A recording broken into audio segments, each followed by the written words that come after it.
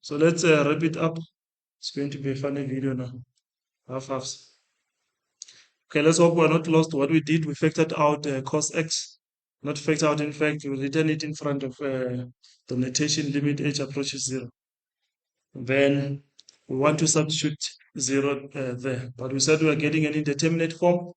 Therefore, we have to try and apply L'Hopital's rule. So applying L'Hopital's rule, we derivate numerator and denominator here. So numerator and denominator independently. So when we derivate the following derivative of cos h in terms of h, we get negative sine h. Derivative of -1, it's 0. Then all divided by derivative of h in terms of h, it is 1. Therefore minus our sine x constant there.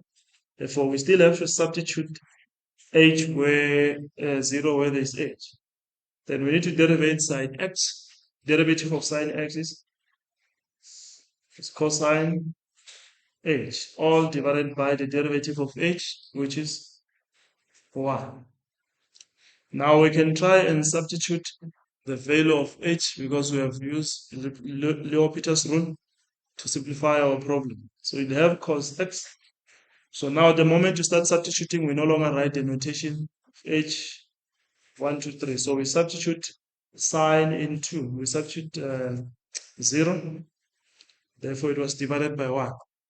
The other one will be minus sine x.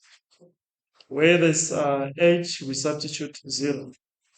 Then all in all, it was divided by 1. Now, we know that sine 0, it is equals to sine 0 is 0, isn't it?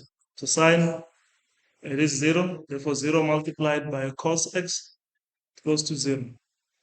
Therefore, minus, we know that cos 0, it is 1. Therefore, 1 times sine x, we have negative sine x there. So hence, therefore, the derivative of cos𝑥, it is negative sine x. So that's how we prove the derivative of sine x from first principle.